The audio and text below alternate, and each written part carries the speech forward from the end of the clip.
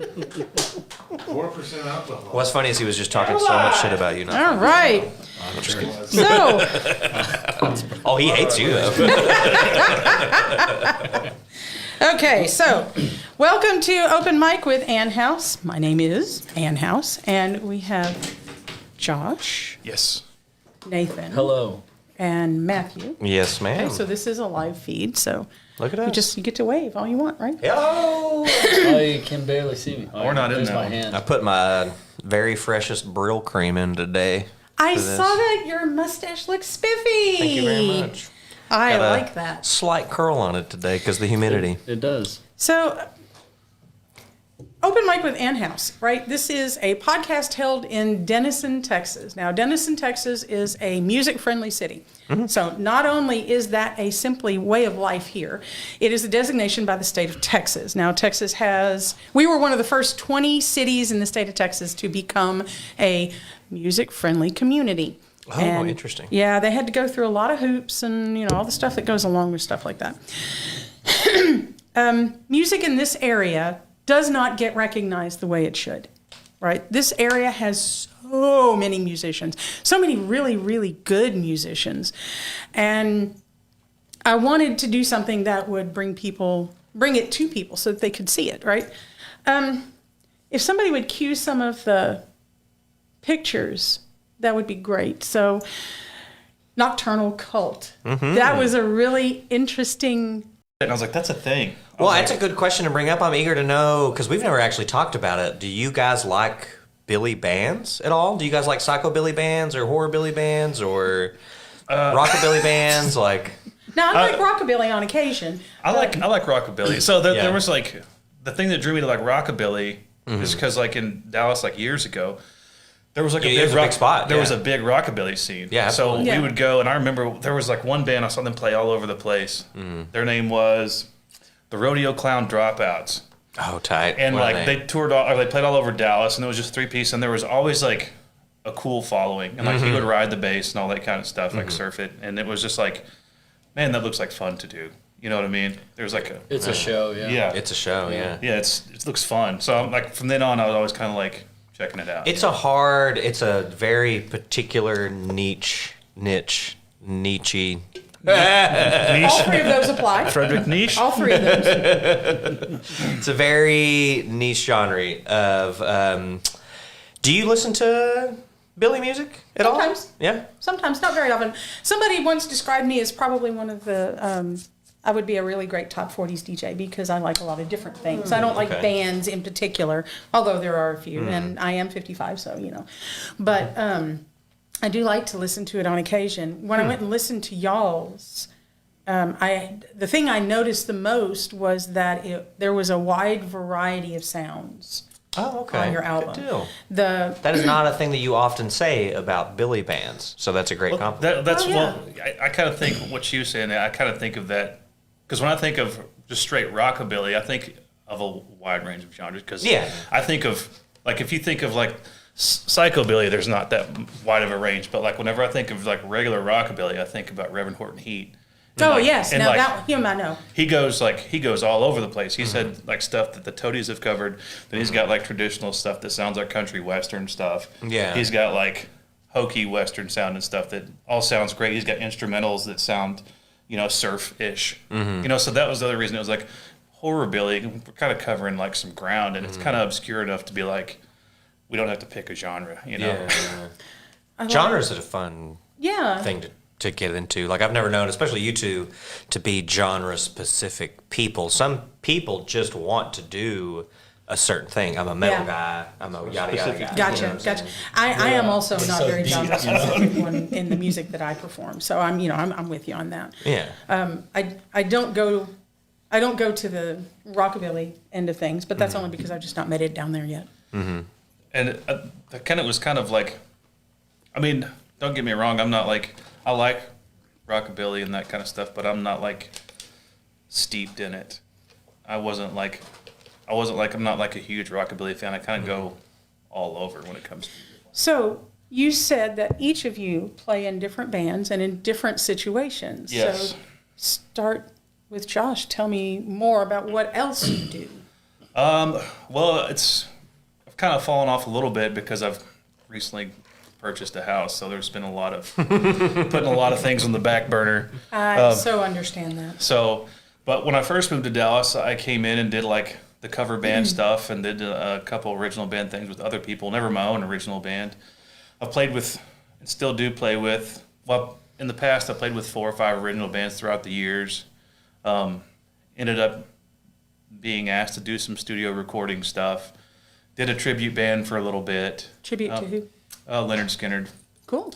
Yeah. Which one are you in the Leonard Skinner? Are you the Explorer guy? Or you yeah, I was Alan Collins. I did him. Well, the thing was, when we first started for that thing, it was like they just wanted to get the sound right. So it was like whatever needed to be played. It was like just if you know it and can do it, step up and do it. You know, in this place. So people kind of went in and out, and it was just kind of like trading off whatever. I mainly did his stuff, but Gotcha. I would also come in and do Steve or Ed King's or whatever. And then I got out of that because I didn't want to get stuck, because it's easy to get stuck in the tribute band Look at thing. that belly. I drank last night. I like it though. Sorry, I didn't mean to interrupt. No, I like it. I like seeing Picture it healthy. popped up and I was like, golly. I'd rather you see it that way than real skinny. I like a healthy Nate. Thanks. Do you feel like being a lead guitar player is kind of like that's the like, which maybe Nathan relates to this a little bit of like everybody kind of wants you in their band kind of thing, but like it's like when I imagine that like as soon as you start to show a little personality, they're like, well, I guess we'll just go ahead and get another guitar player now. I mean, is that something that you experience? Because as a musician, your own whatever needs to Influence. show through. Yeah. Influence, that's a good word. I have a caller. Oh. There's a caller. Sometimes that happens. Hi, caller. How are you? Is this Ann House? Yes, it is. Well, I had to call this studio. It's hard to get on here, but I just been tuning into the show for 2 weeks now. I am so glad to hear that. I thought y'all only did open mic stuff. It's cool to see this, what did they say, hillbilly rock band you got on there right now? That's it. And don't we look like it? Hillbilly rock band. I like that. Hillbilly rock band. Yeah. Well, back in the day, I took my wife down to Dallas for an anniversary, and we ended up in Deep Ellum, Texas. And there was a Reverend Horton Heat show, and I will tell you this, ma'am, they got her tuned up hotter than red hot tamales, and I had a night of my life after that. So Oh, he'll do it. Did to you really? In a heartbeat too. He puts that swing into things, you know what I'm saying? I was just wondering where I could take my wife to see you guys. That's a good question. I mean, we might do a private show for you. I don't know if you're going to like our private shows over here. We've got, what do we got on the book so far? Right now, nothing. We don't have anything. We've Book us. So they're open to book. We're open to book. We are open and to book. that was kind of the thing from the beginning. Is all these guys are talented. They all got their other bands that they're doing, and it was kind of like we wanted to do this for fun. And they said, well, let's just pick something where we don't have to play year round, and we can just get together and maybe just get too drunk and play a couple shows. Yep. So we're open to booking anything.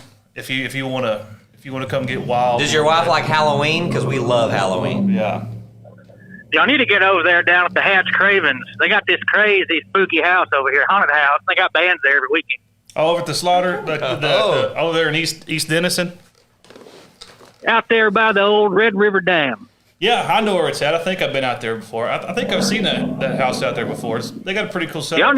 Y'all give Marty a call and tell him I'm going to give him a call too. I'm going to tell him to let y'all play. Well, yeah, we'll give him a call. Where would Well, I somebody... appreciate you guys so much, and just keep up the good show, and we can't wait to tune in again. Me and Martha love you. Wonderful. We love you too. So thank you. where would somebody go to book you guys? Do y'all have a website? Do you have a... Yeah, you can either Do you DM book us. through Facebook? Yeah, Facebook, Instagram, all that stuff has. You can message us directly through there. Nocturnal Cult, and it's got V's for U's. Yeah, and Nocturnal Cult with V's for U's at gmail.com. Nathan Brown is. Nathan, you're about to fall out your chair over there. Chris just walked around the corner and winked at me. Tell him and Martha. Oh, Oh my gosh, that's hilarious. Hell yeah. Who do you play with, Nathan?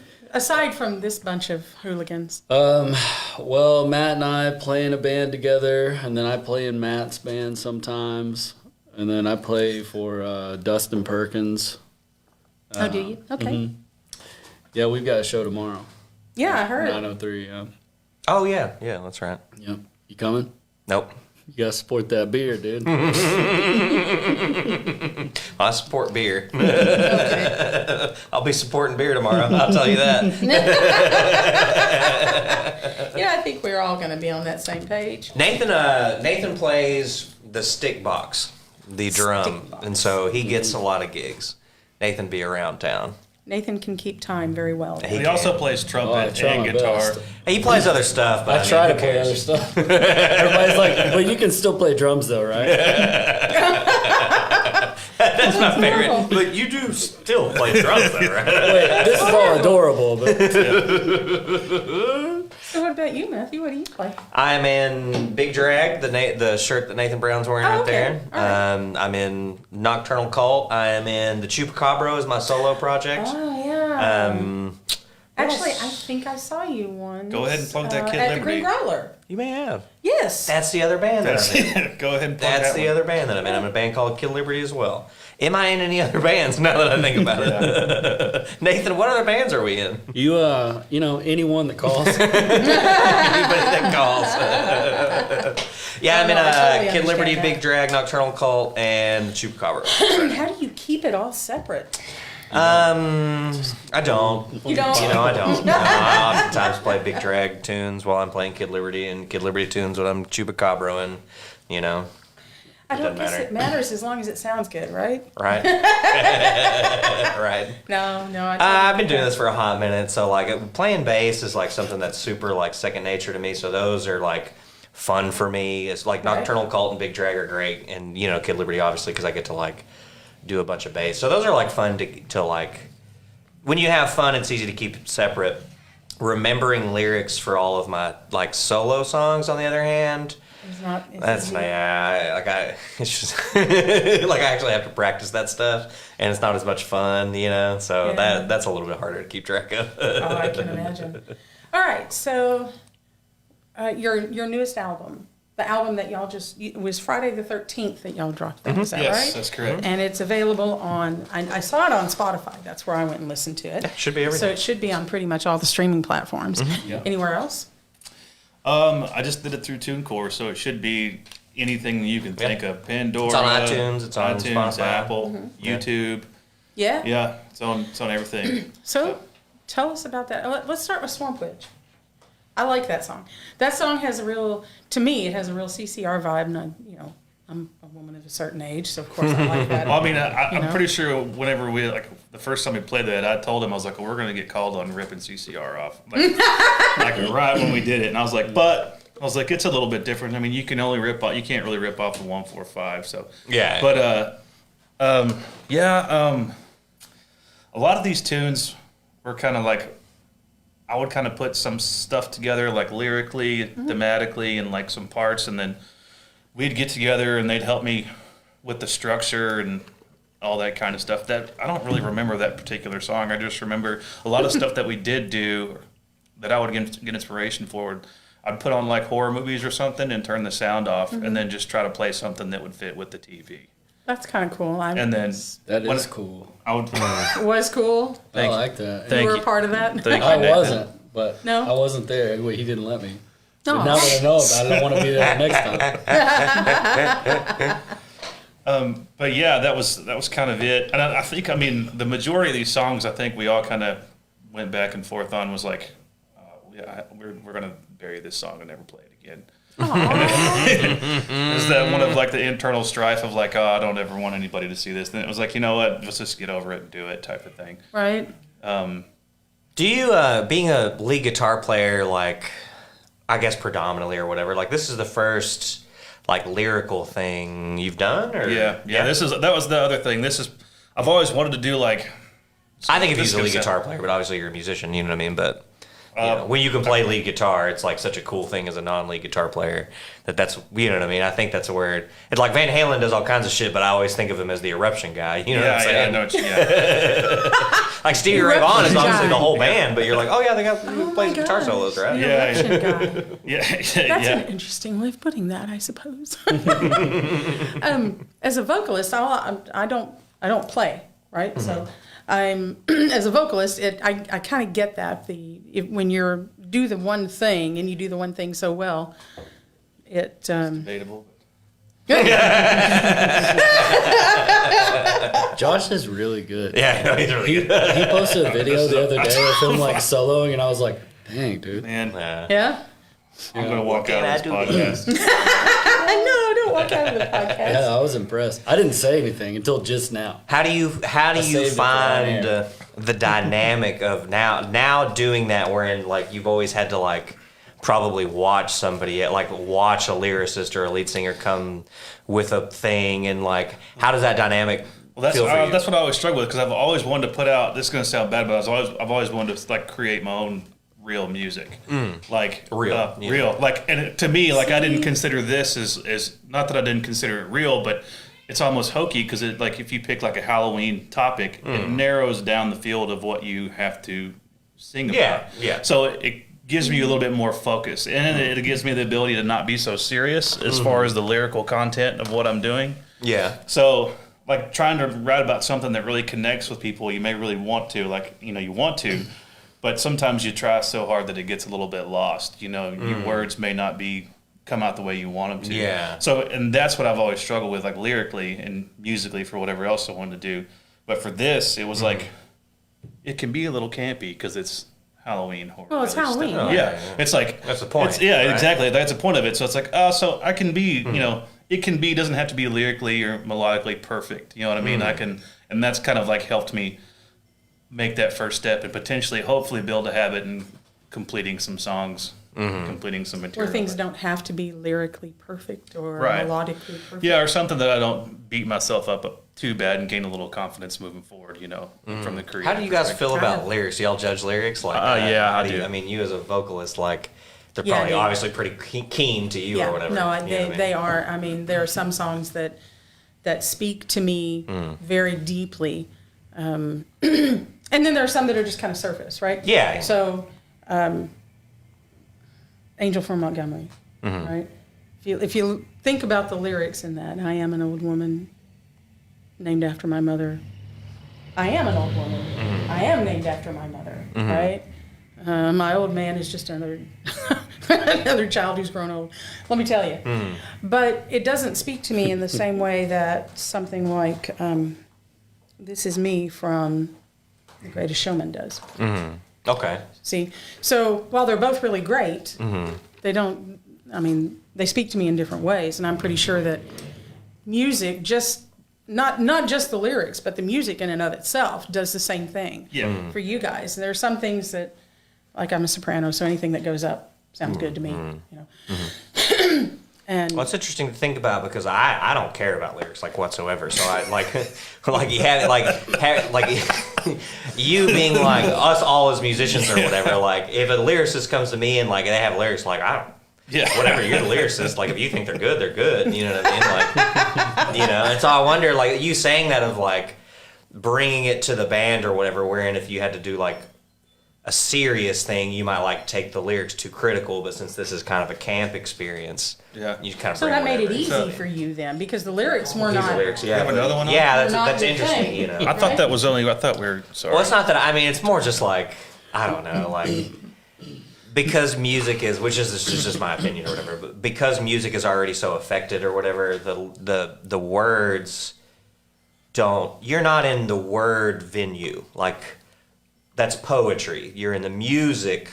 You know what I mean? Like you're doing music. So like, literally adding any word to the top of it, to me is good enough. You know what I mean? So it doesn't matter you could just speak gibberish literally over the whole thing, and as long as it doesn't sound bad. People are making careers out of that now. So there are people that, I know. We said something earlier about we were saying that pretty much all music, if you don't add your music to the world, The world is just a little bit sadder. And then somebody commented, but Cardi B can leave her music at home. We're okay. The lyrics. That's a lyric based. Am I live on the air? genre, you know? Oh my gosh, we got live on the air. We have another live one. I can't hear it louder than heck. Listen to this. I've been looking for that talk. Oh, hippie, you hippie hair boy, you ran me off the road. That tall guy in the black t-shirt. I was driving down Hull Street earlier. I saw you on Ann House show. Well, I'm down here at the podcast. You just come on down if you want to. I'm going to bring you 2 turkey sandwiches before I come down, because when I get done, you're going to be eating through a fucking straw. You better bring it, shit stack, because I'm hungry. Bring it 3. I want a turkey sandwich. You want to test God? You come on down, buddy. You made me crash my 76 Datsun. I have a collector's Datsun pickup. I crashed in the ditch because of you during the rain. Oh my God. What were you doing following him so close in that Datsun? He's trying to get a whiff. Trying to get a whiff. I can tell. He saw that long hair. Well, just so you know, we're at the corner of Main and Burnett. Burnett? I'm coming your way. I'm wearing black pants and a black jacket. I'm on my You way. promise? You promise? We'll turn the Okay. That was the end of that one. Dude, Oh, what would exciting. be the funniest thing is if Josh just like hauled outside and beat the shit out of the first guy that walked by in black pants and black shirt. So we need plausible deniability, right? So we'll turn the cameras this way when that happens. Right? Yeah, you got to pay extra for that part of the Oh, I know. Music is really important to this area. If I understand correctly, some of you guys grew up in this area. Is that right? Yeah, Did we all grow up here? Yeah, I was born and raised in Denison. Oh, you're Were from you? Denison Okay, proper yeah. now. Me and Nathan are from Bells, so we're from Okay, so Close, still fairly yeah. close. we're baby Denison. What kind of musical history do you have in your families? Anything? I have none. You have I none? have none. My mom sings in church, Yeah. and that's the only music we're allowed to listen to when I was a kid. Well, that's not sad. true. My mom played drums, Yeah. but Oh, she yeah, never. kidding. But she never That's played. a pretty big thing. Well, I mean, she never played in a band or anything. But then, Don't knock her down like that. I mean, she's good enough to. I mean, that's how I learned how to She play drums. she simply chose not to. Right. Well, she has stage fright.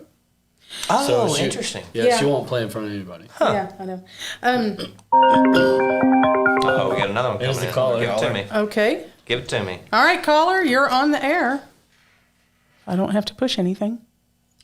Chris is supposed to be running that thing. It's the third one there. You got to dial up. No, that's when we No, got. No, that's the it's one it was on. still Yeah. that's the one it was on before. It does look because the like Bluetooth the is third dead. one, Okay. He's talking, I think. Okay. I can't hear him. Stage fright is a thing, right? Yeah. So Yeah, somebody earlier today asked me, because I've been singing since I was like that tall. False alarm. Somebody's upset that they're really upset with you. They are really He was trying to get the directions down there. Go ahead. Tell him to come on. Give him to him. Well, I didn't do anything like this because, I sang because I wanted to. I sang because I like to. I sang because I'm good at it. But I didn't sing for too many other people. I do medieval recreation, so I sang for that and things like that. But I had probably one of the worst cases of stage fright for the longest time. And I finally... It's one of those things you actually have to get up and decide to kick. Oh, yeah. Because if you can't, It's like anything, if you don't get up and decide to kick it, then it's not really what you want. Yeah. Right. So, Very true. is that something that any of you guys ever?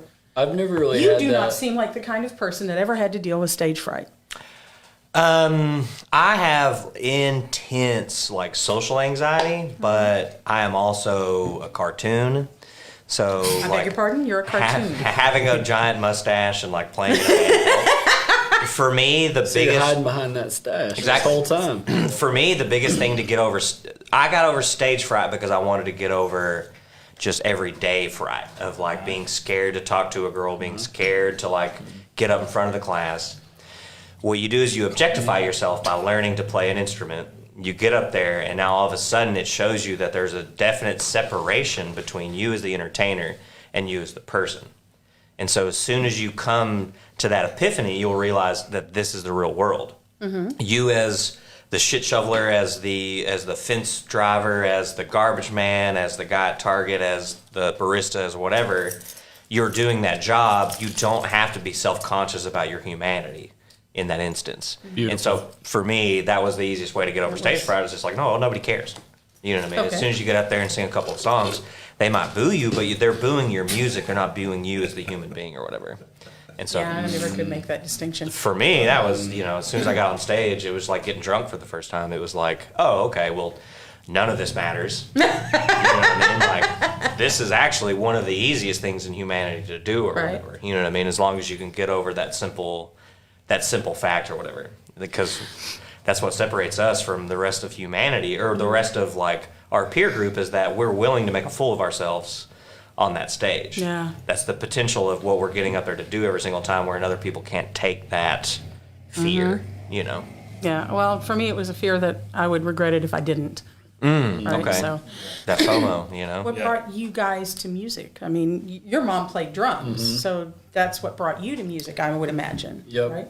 Yeah, my brother and I kind of mimicked what she did, and that's how we learned to play and started playing in bands. Right? Is that why Wes is so good? I'm Oh, guessing, Wes is incredible, dude. I'm guessing Wes is your brother? Yes, man. Okay. We give him a hard time because he's really good too. Oh, thanks. I don't doubt that. That's the in first time I least. ever said that out loud in front of him, but he's really good. Thanks. Well, obviously, they think you're a really great lead guitarist. Yeah, Yeah, well, and singer, I too. mean, but And they singer. And he's handsome.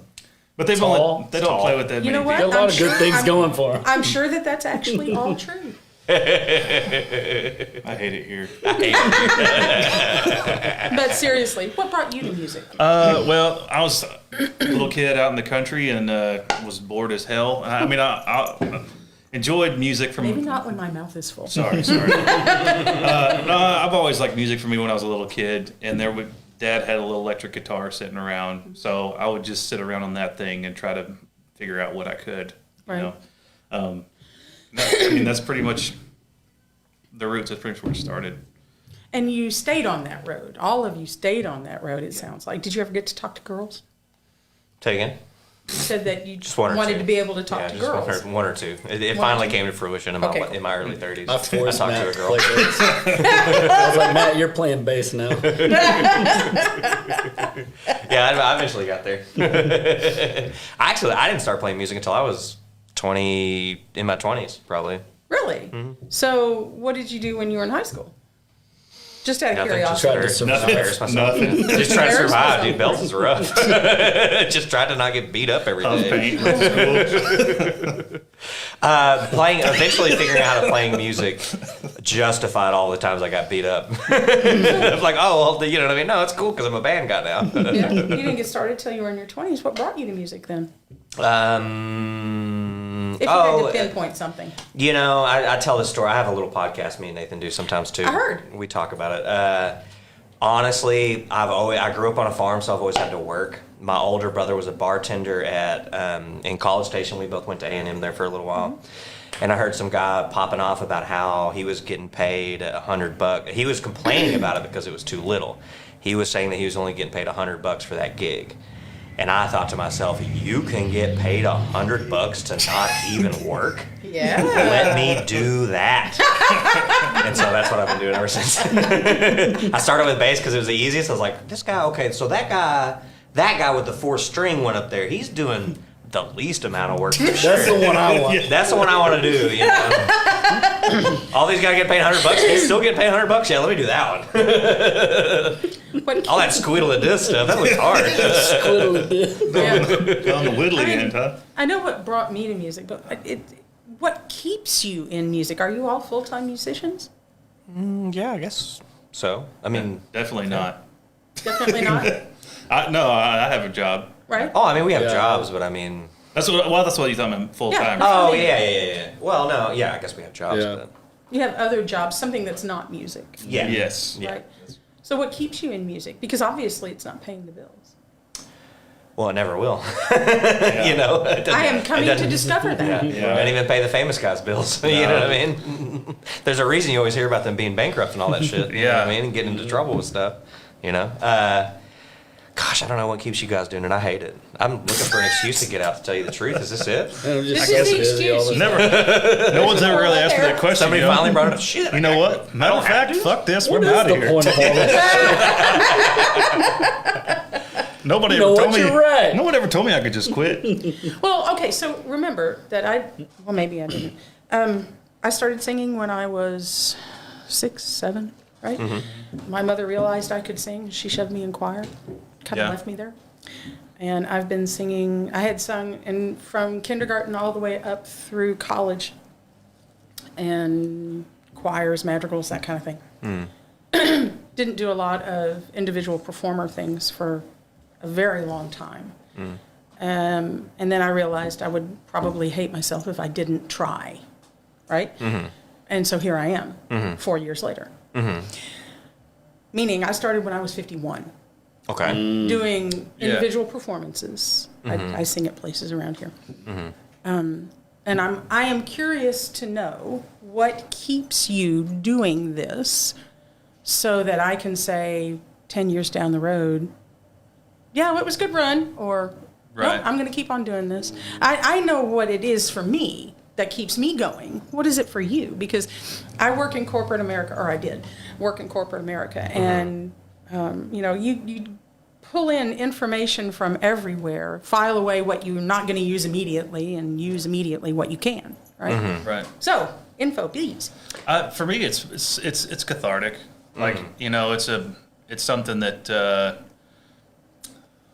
it's something that feels good. You know what I mean? Because I listen to a wide variety of music, and I love a lot of music, all types of music from everything.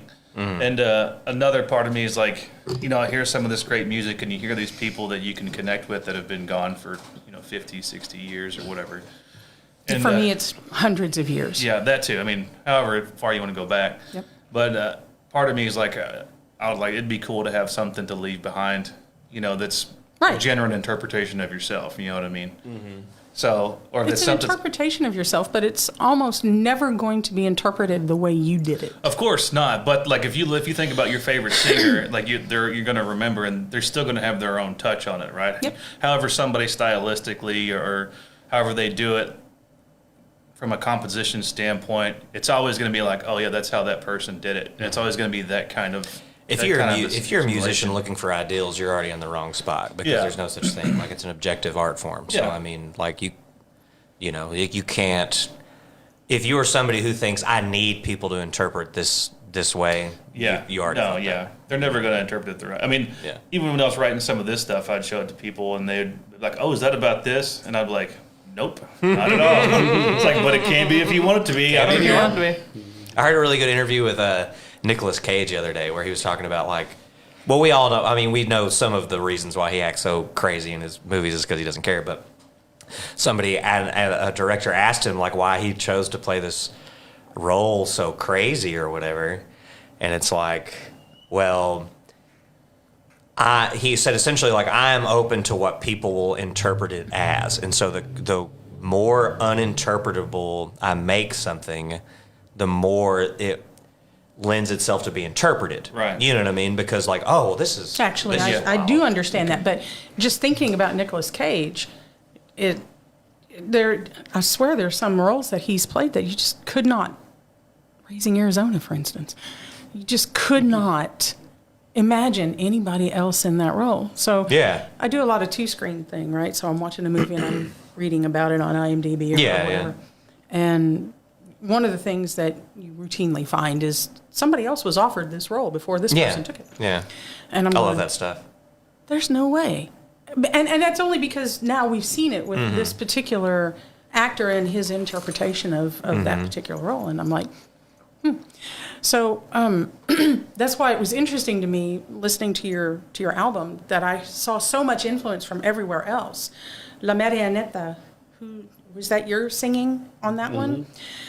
That one, that's so very Texas to me because it's done in Spanish and it's got that. It's hard to describe for me. Anyways, to me, that's exactly what it sounded like. This is Texas. Now, I'm a Texas girl. I wasn't born here, but I was raised here, and that kind of music is just kind of part of my soul, right? And listening to, Frankenstein a Go-Go. That one just kicked me. Oh yeah, that one's. I mean, It's one of my favorites. Yeah, it's I can see. Yeah, I can actually see that about you. I can see. I bet that. it is, Matt. So, if each of you have to pick a favorite off that album, what would you pick? Nathan, That one you're or going to Green have to Bastard. speak. You know I love Green Bastards. yeah, you know. yeah. I know Matt likes Green Bastard. I'm gonna pick that one. Okay. I don't know which one. I like the whole album, Oh, I did too, especially the but drums. you're going. He doesn't know any of the names of the songs. Actually, I take that. the back. the one that's 180 or the one that's What? 190? I take it back. I Yeah. like the skeleton dance song because I played xylophone in it, and I had no idea what I was doing, and I didn't think that it was gonna make the cut, and then it's in there. So I was Hell like, yeah. Cool. Okay. Some of it's in there. That's actually a really. I know, right? That's a really good reason for liking that song. Yeah. and it has tuba in it. And It It does have two bad, yeah. That one was written like with the thought, well, because there's a 1929 cartoon called Skeleton Dance, Yes, I So- know that cartoon. and it's supposed to be the rights for it. It's supposed to be up this year, so I'm hoping Oh, yeah. Disney doesn't come after us. If they do, then that's great because that means we're doing something right, I guess. There you go. But I think I saw that somewhere in Yeah. your.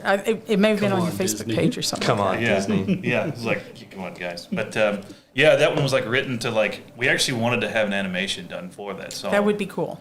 But I don't know if you've priced animation. It's not in I the have budget. not. Oh, the, $1,000. the- well, the What? no, How the, much? Tony. There he is. There's Tony. Hi, Tony. No, the first bit we got was for 40,000, and I was like, no. I was like, I'll buy a car instead. I was like, Oh my gosh. yeah. It's like that's gonna be a no for me, It's dog. tough. Yeah. Could be a no No, for me, I dog. gotcha. Totally and completely. Like I said, I like Swamp Wedge because the CCR vibe to it because that's kind of what Yeah, I'm an old lady. yeah. I mean, But it's the music I grew up with. yeah. I mean, that's a lot of stuff that I listen to too. It's also the music we grew up with because the 90s was such a like. I was thinking about this the other day. Yeah. Like, is and I know it's not, but I think of it as is Forrest Gump just Fortunate Son over and over and over and over and over again? Because that's what it seems like to me. Growing up in the early 90s is that everything was just about the 60s. Oh no, it's You know, like, everything was there about was some the 60s. Buffalo Springfield on there. All kinds of stuff. It just seems like burn out was my whole childhood. 'Cause everything was just, hey, look at us, weren't the 60s cool? You know what I mean? And it's just CCR His plastered over my whole, whole his whole childhood. life, he's just going to war in Vietnam. Yeah. It was a very tense kid.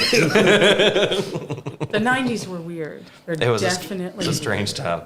Um, It was when, which is so strange to think about now because of the weird amorphous, like every decade since 1990 is not a decade.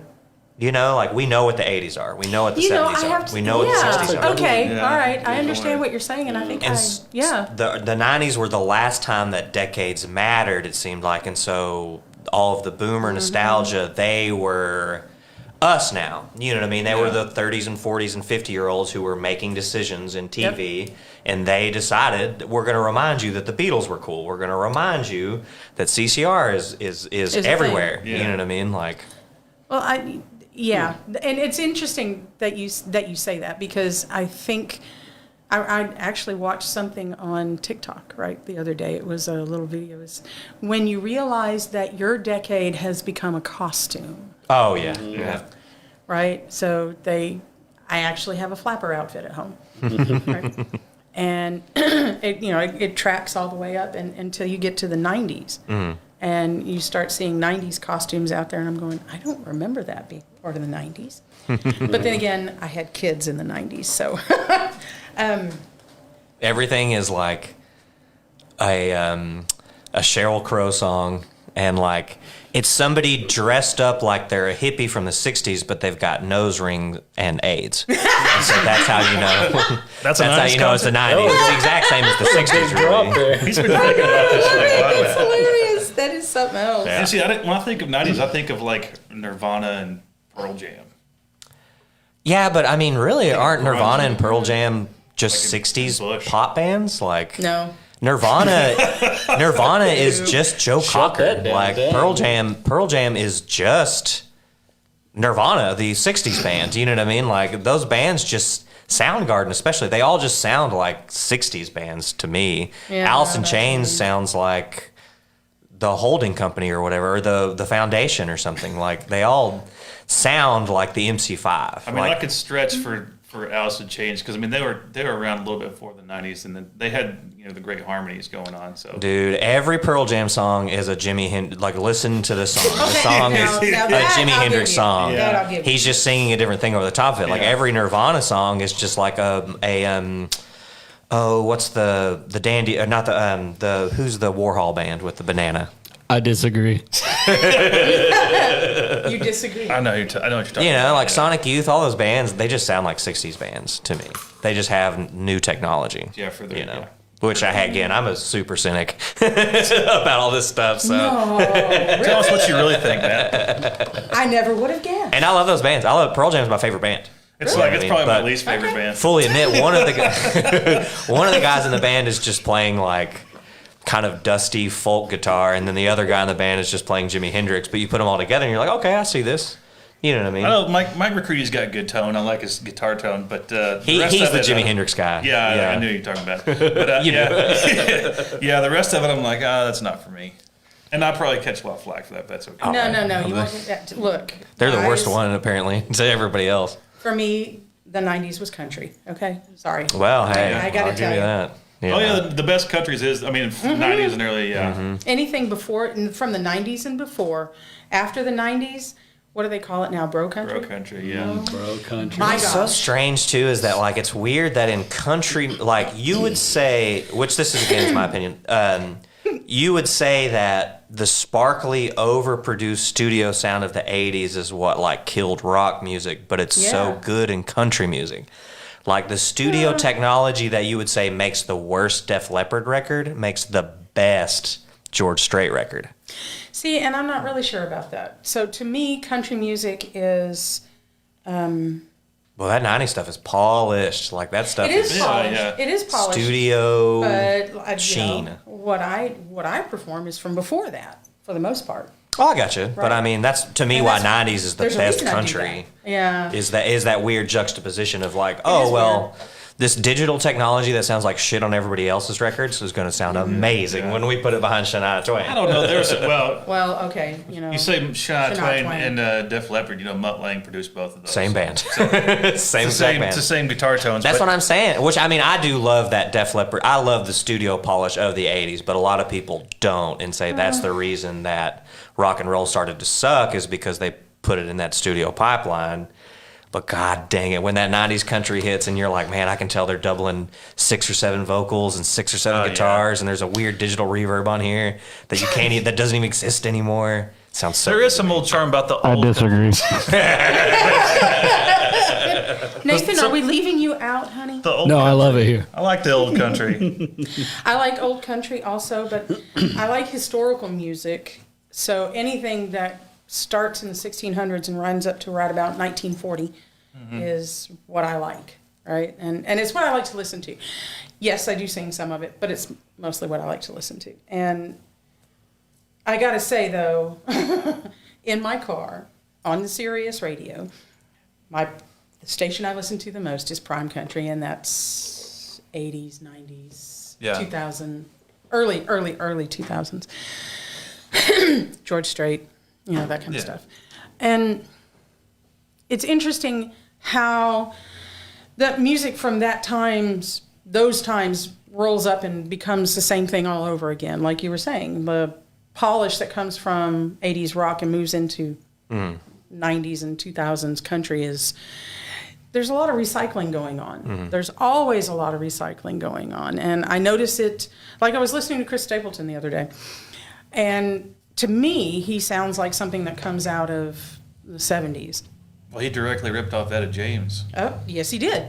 Bigger than Yeah. stuff. I mean, it's the same key, same licks. Oh, and he knows what he's doing, yeah. and that's Yeah. on purpose. Like he sounds Yeah, like that of because he course. uses that equipment. tune, I'd He rather uses go those blind. studio spots. Yeah. If you listen, I'd rather go See, blind. and do you know how many people actually don't know that? I thought it was Etta James I first heard on the radio, and I was like, what are they doing playing this song? And then he started, of course, he mixed it with the George Jones lyrics, but then he was saying, Yes. yeah. Yeah. So they started singing that. I A was friend like, of what's mine, happening? Tim, pointed that out to me. And I'm going, huh, Okay, cool. And so I had to go and listen to it because that's what you do. And he's like so very right. And I love both versions of the song, right? And I remember the Tennessee Whiskey that George Jones did. So because that was my time when I was a teenager and when I was young, that kind song? of thing. The Tennessee Whiskey. Mm-hmm. Oh, okay. Bigger and stuff. Yeah, That's the big staple. That's a I hot don't know. one.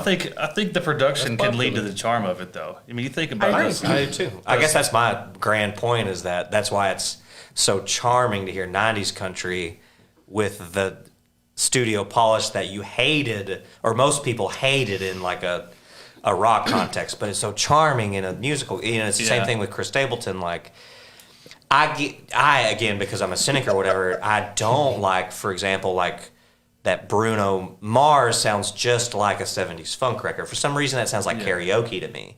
But Really? when Chris Stapleton, I don't know, there's something about, Interesting. Okay. and I'm not doubting that's good because No, the no. record that he's on is great or whatever. But the songs that you hear on the radio, you're like, oh well, that just sounds like a skating rink song. Everybody has a personal preference. Everybody has an opinion. The charm of Chris Stapleton to me is that he credibly does the thing. He just takes you in a time machine back to that time. He does. Like you think you're in the 70s. He's one of those people that's like Willie Nelson who was an overnight sensation after like 40 years. Yeah, right? exactly. And so he takes what he had from get-go and brings it right to now. And again, we're recycling music. We've been recycling music some of the stuff I sing doesn't get recycled, although it did, right? Scarborough Fair. Yeah. Scarborough Fair was an actual place outside of London, 1600s. And Simon and Garfunkel took the song and put their own spin on it, right? And so luckily they didn't do all 12 verses, but 12 verses. Could you imagine? yeah, 12 Imagine verses. filling up a whole set with one song. That's how Could they you rocked. That's imagine? exactly That's how they it. rocked it back then. Yeah. Golly. Hey. Music was a way of taking things from one place to another because we didn't have the transmission, the communication that we have now, right? yeah. So that was how you got something from one place to another was usually through music because music is a mnemonic, right? So that's how.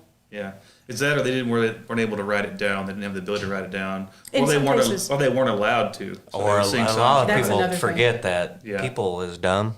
Yeah. And Yeah. up until very recently, we didn't have a public school Very system. recently, yeah. So nobody could read or write. Like, if you read or could. wrote in the 1500s, it was because you were trained Yeah, or you're probably lived rich. in a monastery. Or a witch. yeah. Yeah, I'm not touching that one. Yeah, I mean, people forget that. Like, I mean, it wasn't just like every Joe Schmo had access to paper and pen or like could even read. You know what I mean? Right. So yeah, and you know, so as a mnemonic, it worked, right? no, it's very true. You know, and it's interesting to think too that music is only a couple of notes. So like when you say recycling music, like Yep. when people get up in their butts, like I'm a cynic or whatever, but I feel like I'm allowed to be because I'm a musician and I understand that it's objective or whatever. Because you're a musician? No, honey. You're allowed to be, Yeah. period. But when people are like actually can associate some kind of worth in their mind to like, oh well, this rap is good, where this rap is bad. Like that's interesting to me. Of like, well, no, you don't understand that it's all kind of the same. Like it's just words. We only have so many words, A, and B. There's only 12 notes. So I mean, like how truly good could it be potentially? Like all of that good is in you. You know what I mean? Like it's inherent to you to think it's good. So like you can't give a definitive qualitative statement on this is worse than this. You know? Because, but good is also Unless it's Limp Bizkit, it's bad. Yeah, Fred Durst is terrible. Cardi B. we had that conversation earlier. Music means something different to everybody, and so that means that it's never going to be good or bad. It is simply going to be. Yeah, that's a good point. And I don't know. I read a lot of Bukowski, and he has the same opinion as you do of like everything. Music stopped existing in 1940, essentially. That everything past that time is just for fun, and like real music is like classical music. I mean, and like the last half of Baroque his music life, and the stuff last or half of whatever. his life was just for fun, pretty much. Though. Oh well, yeah, that Joker. There's- But it's interesting to think about of like all of this is like Saturday morning cartoons. Like, it's camp, it's for fun. To me, all of music, to a certain extent, is this Billy Band of like, oh no, it's camp. We're living and relishing the cliches that we're presented to. Any of you guys watch Outlander? Mm-mm. Okay. So there's a part in it where one of the characters talks about Johann Sebastian Bach as being essentially a pop musician of his time. Mm-hmm. Never to be thought of again after. He's a flash in the pan. He's a flash in the pan, right? So that's how I look at it, though, because it does get recycled. I mean, it comes back around in some way, shape, form, or fashion, because today we think of Bach as being definitive for the most part. So, well, that music is complicated too in our music is now. very So complicated. simple, you know, like a couple of notes, couple of turns, couple of. It's very complicated. I mean, you got to. Oh man, just looking at sheet music is a nightmare for me, and I can read music, right? It's. Bach is a gourmet meal, and modern day music is McDonald's. Not that you can't get fed on it, but you know, it's designed for craveability. Yeah, well, I mean, I'm not knocking it. It just is what it is. Like today's music is designed for a soundbite. Yeah. Even the actual song. I mean, even a 10-minute long Led Zeppelin song is still kind of a cartoon compared to right? the real Baroque version of the song that they're like acting like they're playing or whatever. I you know, totally and completely get that. And maybe I'm just a little bit of a historical music snob, but. And then there are some songs that came out of history that are short, sweet, to the point, little. Y'all know Molly Malone? Dublin's fair city, where the girls are so pretty. I've heard that song. That's where I met my sweet Molly. No, maybe not. No. It talks about a fishmonger. Was a fishmonger. And it was no wonder, for her mother and father were. And she dies and becomes a ghost going through Dublin. Let's say, is this a Celtic too? Oh, yeah. It is Irish, yes. It's not Celtic per se, but it's Irish. And it's like 1770s, right? So they had their own version of the soundbite music too, right? So... well, yeah. Especially that kind of, I mean, well, that's what's fun is like... That showed up in the broadsheets around 1777. Your rags and stuff like that start to come out that are based on these other longer, more complicated things or whatever. And so you're right in that everything is always... Even a song that we think is like kind of, you know, like... Yeah. These like 12... like, I think American Pie. Yes. Perfect example. Yes. It's a stupid song. I mean, I'm sorry, it's not stupid, but I mean, it's like, it's ridiculous that it's so long. It's so ridiculous that it's so long. But people love it. It's super long. You know what I mean? Free Bird has a 20-minute guitar solo in the middle. Yeah. This just happened. I can't tell you why, by the Eagles. Has that long-ass guitar solo there in the end of it. I'm like, one of my favorite songs, but still. Every Pink Floyd song, the actual studio version of that, the album version of that song is 20 minutes longer than the version you're used to hearing because it's got all this stuff in the middle. So, I mean, it still just happened, you know, much less... Yeah, you know. in the grand scheme of things, it did. Yeah, we still are going through that. Like, these are... The sound American Pie is still a sound bite, but it's 12 verses long or whatever. You know what I mean? But I mean, I think those were like some of those were a little bit self-indulgent though. It was like, you know, Don, is it McLean or McCain who wrote that? Don McLean. Don McLean. And like, so it's probably, you think somebody came to him and told him to cut some verses. He's probably like, no, I'm not going to. Like, like for Freebird or for Pink Floyd, they're like, hey, you guys got to cut that back. They're like, nah, we're not going to. Well, I think it was more of an age where that was more permissible because it wasn't built for a soundbite. Right. Right. People enjoyed listening to listening to long guitar solos or. You know, it's like listening to an aria. We could really break that down too, because it's like there's shorter versions of those songs, though. You know what I mean? Like there is like a 2.5 minutes. There's a 2.5 minute version of those Pink Floyd songs and Led Zeppelin songs that they tried to put on the radio, and so it's interesting to what extent were they sound like?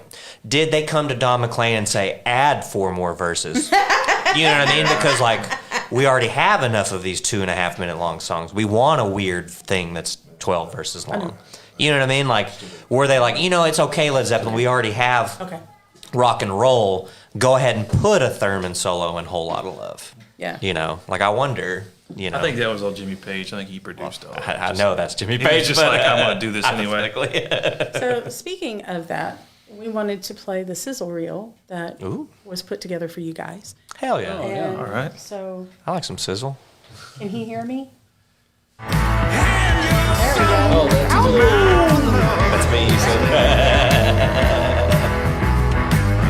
I recognize that.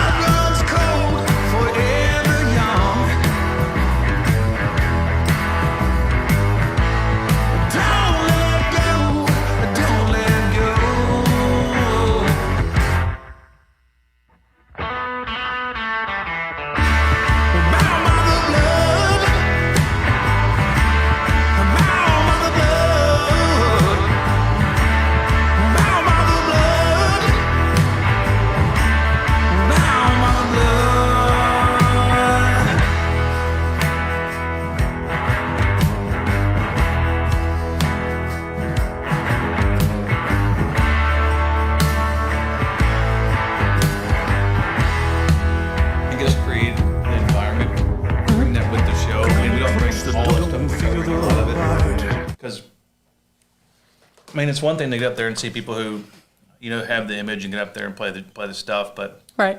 I think it's also, if you walk into a place and you see all this stuff on stage, one, you're gonna be like, okay, I know what these guys are about. Mm-hmm. Two, but that visual is gonna contribute to the whole show. Right. You know what I mean? You're right. You're right. It's gonna tie it all in. So. I think it was pretty neat. Do you hope that your music stands the test of time like a lot of the other songs that we've been talking about? Or do you feel like it's going to be a flash in the pan or what? When it comes to that kind of stuff, I don't really know. I think I've heard countless artists say this, and I think I saw like John Mayer talking about it on like when he was at Berkeley. Mm-hmm. And he was saying that, and I've heard this like through other people as well. I've read things from like Black Sabbath and Ozzy, and they say that they'll create something and they think, oh, this is going to be awesome. And pretty much everyone says that you have to realize that you yourself as an artist you're an idiot. Like you don't know anything. And the people who are going to decide if your stuff is good or worth the test of time is going to be the public. So John Mayer said, he's like, oh, well, I wrote this song and this is going to be awesome. This is going to be the single. Mm-hmm. Producer came in and said, no, this one right here, that's your album filler. He's like, I just wrote this 5 minutes ago because you said I need another 3-minute song. I'm like, yeah, they're like, this is going to be your single. He's like, comes out and it's the best. It's like the number one hit. It's the piece. It goes to number one. Like Paranoid, the title track of the Paranoid album was an album filler that they wrote because they're like, all these songs are like 6 to 9 minutes. We need a 3-minute song to put on the radio. And they're like, we don't have a 3-minute song. And they go make one.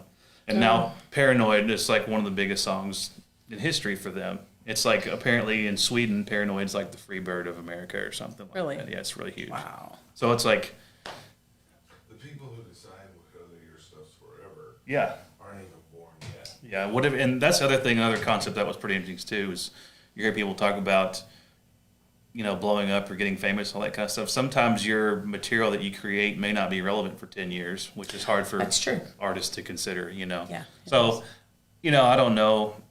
What I think really doesn't really matter. Yeah. I think it'd be nice for somebody to look back and be like, maybe 20 years later or 50 years after I'm dead and be like, oh, this stuff kind of sounds fun. You know what I mean? I like the way this sounds, yeah. So, Well, as Matt steps back in, Matt, where'd you go?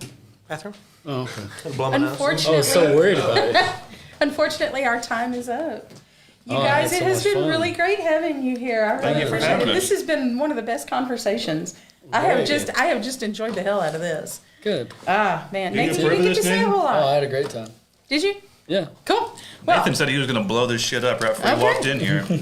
there's bread for each I would of y'all never to say take home. If y'all want muffins, please take. I'm going these to are take this for sure. these Yeah. are pretzel Drive rods. me They're crazy. dudes with little eyes. Hell yeah. Yeah. I'm definitely going to take some of this home. Have at it. Thank you very much. Yeah, I enjoyed thank you. being here. Thanks for coming. I really appreciate it. Thank you for having us. We enjoyed it. All right. Wonderful.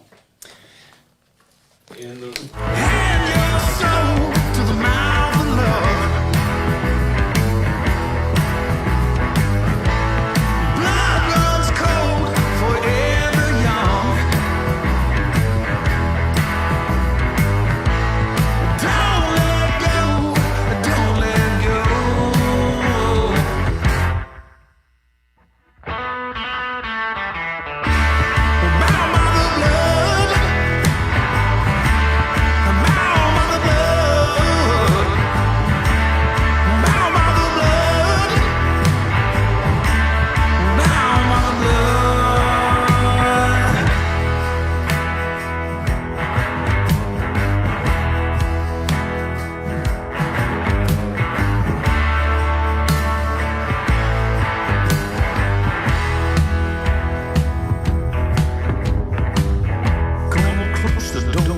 feel the